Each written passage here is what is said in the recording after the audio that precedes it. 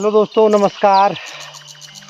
आपका welcome let's visit and explore YouTube channel में। मैं अभी हूँ कॉर्बेट नेशनल पार्क के अंदर, बिल्कुल अंदर। कॉर्बेट नेशनल पार्क का जो सबसे पीक एरिया है वो यहीं पर है। बहुत लोग आना चाहते हैं यहाँ, लेकिन कई वजह से नहीं आ पाते। फाइनेंशियल प्रॉब्लम होती है, समय की प्रॉब्लम होती है।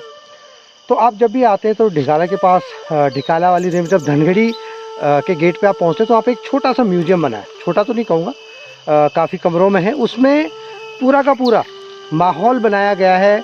जंगल, जब बारिश पड़ती है तो कैसे पार्क के अंदर आवाज़ें आती हैं, जब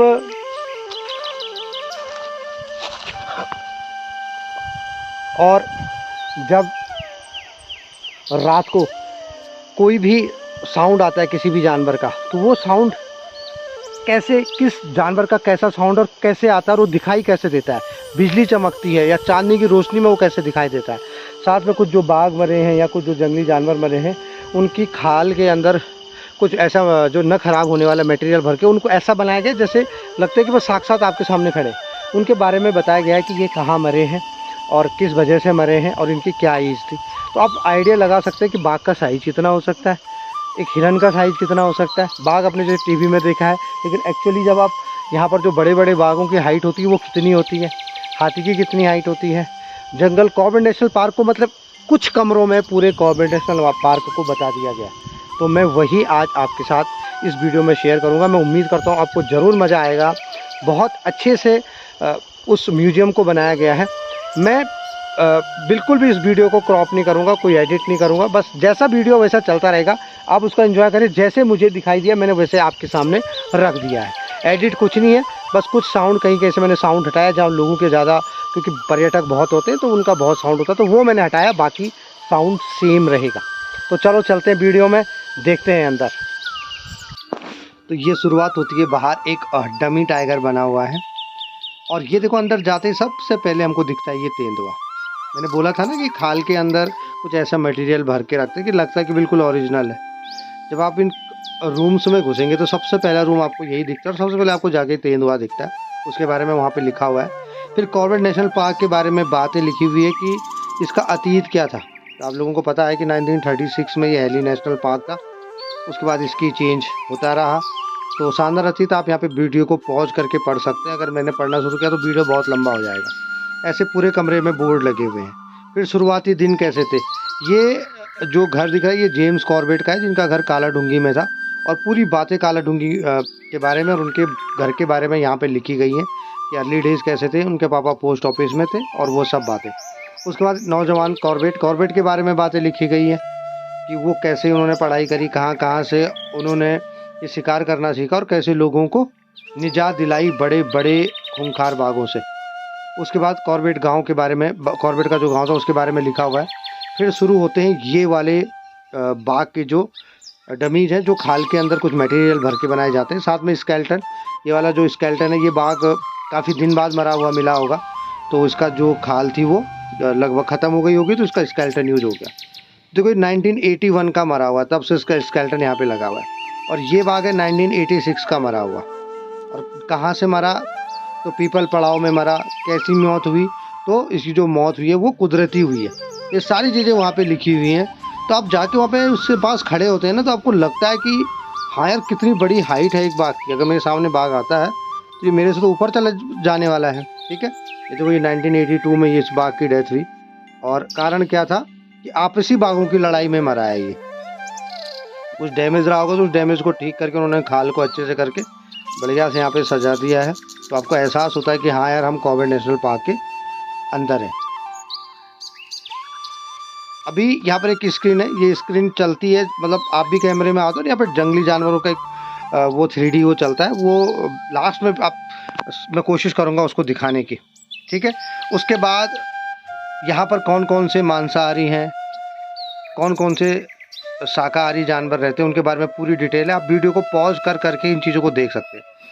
एक बाघ या कोई भी जानवर सबसे खतरनाक तब होता है जब वो अपने बच्चे के साथ होता है। और ये देखो, एक बच्चे के साथ ही ये बाघ मरा हुआ पाया गया होगा किसी न किसी वजह से, तो बच्चे के साथ ही उसको यहाँ पे रखा गया है। उसके बाद यहाँ के जो शाकाहारी जानवर हैं, मैंने अभी आपको बताया, इनके बारे में आप यहाँ पे पॉज करके पढ़ सकते हैं। अभी देखिए जंगली जानवरों के साउंड कैसे आते हैं ना। बोर्ड बनाया गया है, कियोस्क टाइप का है। यहाँ पर आप उसको प्रेस करते हैं ना तो आपको उसी की आवाज़ आती है जिसको आप प्रेस करते हैं। देखिए एक बार वीडियो में सुनते हैं। पार्किंग डियर इसका दो ही चल रहे हैं बस। बेटा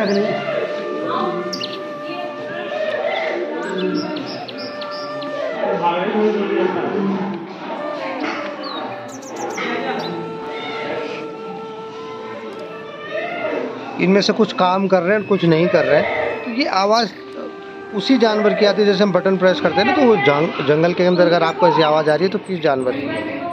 बाकी देखो भालू ऐसा लगता है कोने में बैठा हुआ जैसे सचमुच बैठा हुआ है। एक माहौल सा क्रिएट किया गया। देखिए हाथी एक छोटे से उसमें दिखाने की कोशिश की गई है। ये तो शुरुआत है, अभी बहुत कुछ है इन रूम्स में।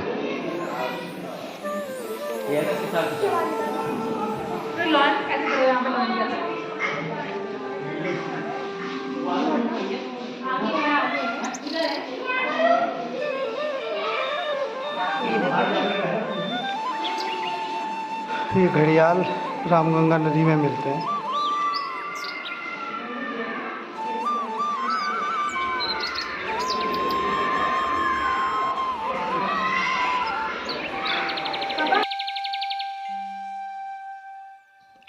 उसके बाद जैसे जैसे आप रूम में जाएंगे तो आपको हर एक चीज़ के बारे में पता होगा। नदियों के जो मतलब रिवर के अगल बगल रहने वाले जो जीव हैं उनके बारे में अलग जानकारी दी गई है। और कॉर्बेट नेशनल पार्क के अंदर जो सबसे बड़ी नदी है वो है रामगंगा नदी। लगभग 2 भागों में डिवाइड करती है और जो भी छोटी छोटी नदी है वही रामगंगा नदी की ट्रिब्यूटरीज है। और रामगंगा नदी फाइनली कन्नौज में जाके गंगा जी से मिल जाती है। अब देखिए जंगली मुर्गे और ये जो नदी वाला एरिया दिखाने की कोशिश की गई है ये वही है। फिर उसके बाद नदियों के किनारे जो परिंदे रहते हैं तो यहाँ पर सिर्फ भारत के ही नहीं बल्कि अफ्रीका से जो प्रवासी परिंदे आते हैं साल में 1 बार, साल में 2 बार, वो भी बहुत मात्रा में देखने के लिए मिलते हैं। घड़ियाल बहुत कम है। अभी कुछ ही साल से घड़ियाल देखने शुरू हुए हैं, स्पेशली रामगंगा के अगल बगल ही और कहीं नहीं है। मरचुला के पास हमेशा एक क्रोकोडाइल व्यू पॉइंट बना हुआ है, आप वहाँ पे जाके क्रोकोडाइल को कभी भी देख सकते हैं।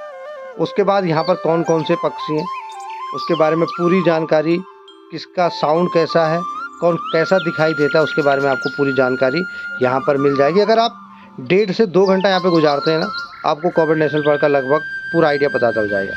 अच्छा अभी एक व्यू मैं दिखाता हूँ, जब रात को बारिश पड़ती है जंगल में तो कैसा सीन होता है, देखते हैं।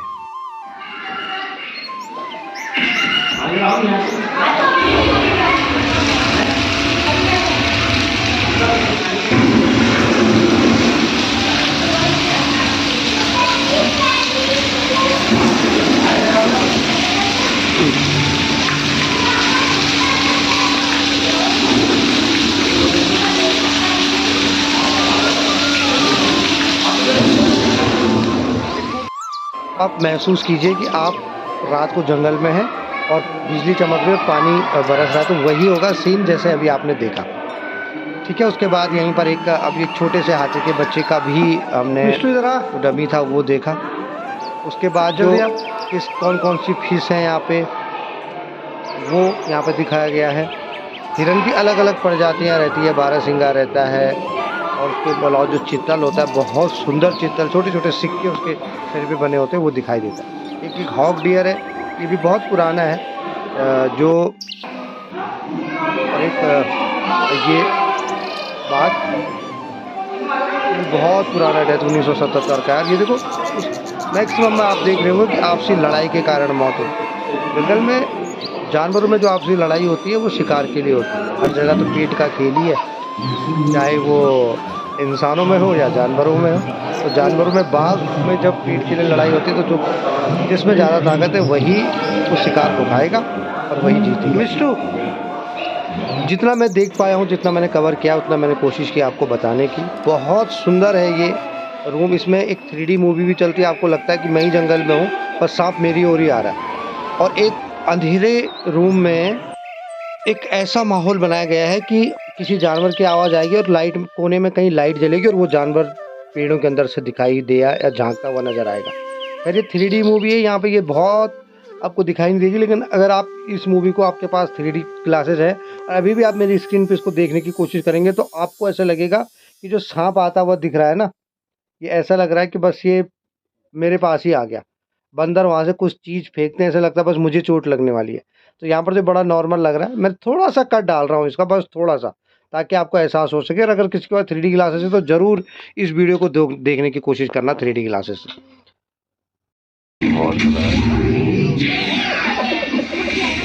मैंने देखी है।